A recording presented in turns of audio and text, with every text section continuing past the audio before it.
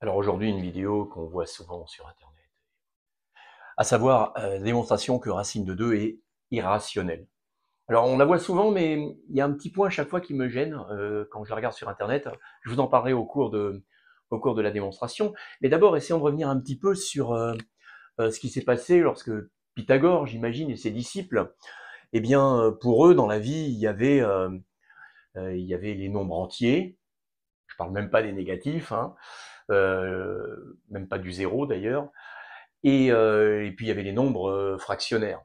Et avec ces deux types de nombres, on pouvait décrire à peu près tout, puisqu'une fraction, on peut la rendre très grande, très petite, enfin bon, il n'y avait aucun problème. Et puis un jour, en ayant dessiné un vulgaire petit triangle rectangle, donc chaque côté vaut 1, il s'est posé la question, l'hypoténuse, combien ça vaut? C'est quelle fraction, l'hypoténuse? C'est plus grand que 1, ouais, c'est plus petit que 2, mais ça vaut quelle fraction? Et c'est là que il a démontré, et imaginez le choc, que la longueur de l'hypoténuse, sur un triangle rectangle dont les deux côtés droits valaient 1, cette longueur-là ne pouvait pas s'exprimer à l'aide d'une fraction. C'est quand même quelque chose d'assez extraordinaire. Bon, maintenant on est habitué. Alors on va voir comment ça fonctionne, et puis on essaiera d'aller un petit peu plus loin aussi. Alors voilà, on va utiliser une technique en mathématiques qui est extrêmement puissante, qu'on appelle la méthode par l'absurde. Alors par l'absurde, ça consiste en quoi? Ça consiste à supposer un résultat, quelque chose, euh, qu'on pense faux, et en déduire finalement, après plusieurs étapes, à quelque chose qui au final est faux. Conclusion, notre hypothèse de départ euh, est fausse. Alors voilà, classiquement, on va supposer donc que racine de 2 est égale à P sur Q, et on va supposer que P sur Q est irréductible, c'est-à-dire qu'on ne peut pas simplifier cette fraction. Donc avec P sur Q, irréductible, donc non simplifiable. Avant de commencer la démonstration, il va falloir faire une petite démonstration préliminaire.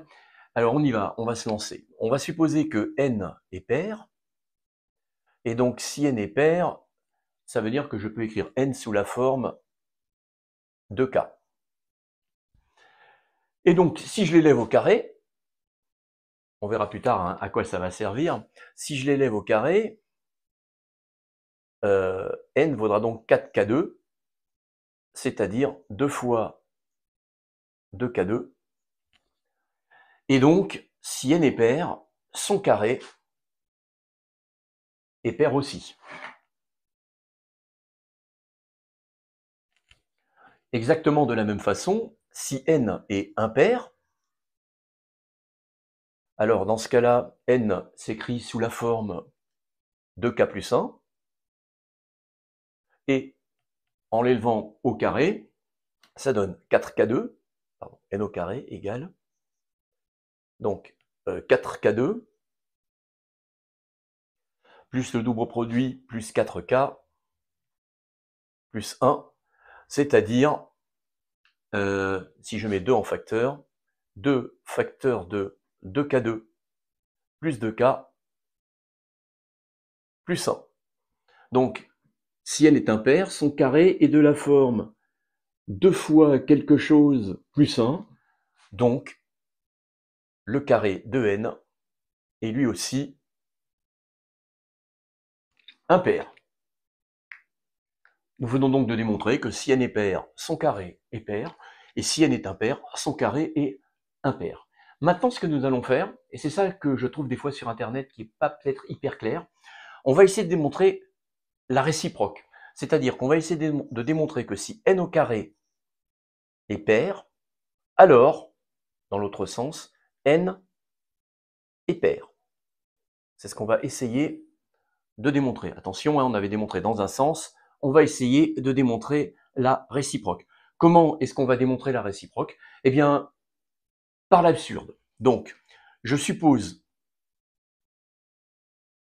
on suppose que n au carré est pair. Je vais vraiment détailler, hein, et on veut montrer que n est pair. Et on va supposer par l'absurde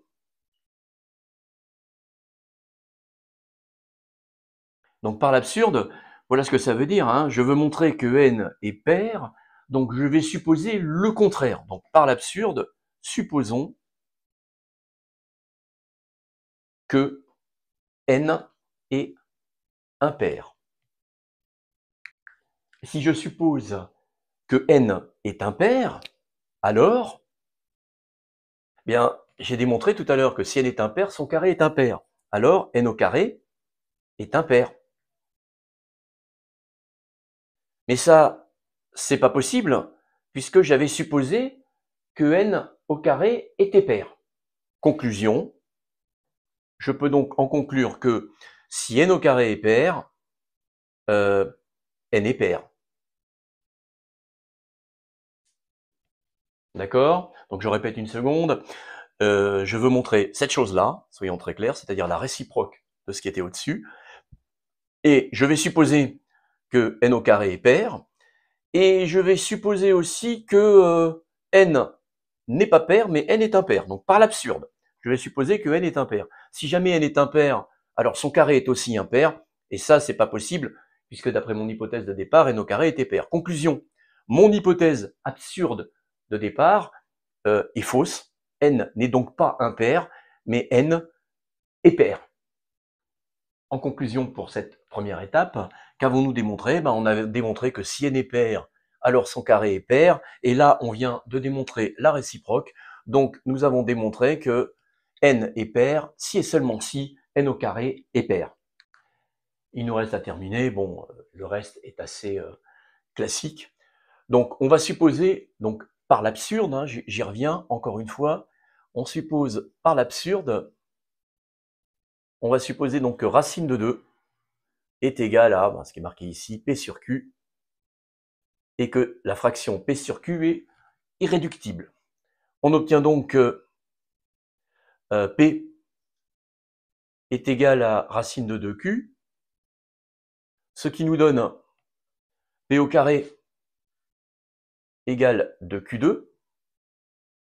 Et donc ça, P au carré est pair, donc ça veut dire que P est pair, donc P pair, donc P est pair, et donc si P est pair, je peux l'écrire sous la forme de K, et donc P au carré, ça fera 4K2, est égal à 2Q2, on simplifie un petit peu par 2, et finalement Q2 est égal à 2K2. Mais dans ce cas-là, on n'a que Q au carré est pair, mais comme Q au carré est pair, ça veut bien dire que Q est pair. Donc, Q est pair. Et là, on a une impossibilité parce que si P est pair et si Q est pair, alors dans ce cas-là, P sur Q n'est plus une fraction irréductible. Cela n'est donc pas possible. Donc je répète, on est parti par l'absurde d'un résultat qu'on savait qui devait être faux. On a fait tout un tas de petits calculs et à la fin, on obtient une impossibilité. Conclusion, mon hypothèse de départ est fausse et donc racine de 2 est irrationnelle.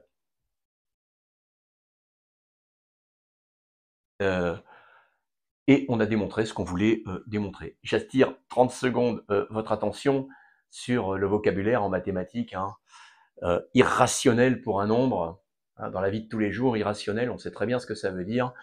Idem pour rationnel, ça a du sens hein, dans la vie de tous les jours.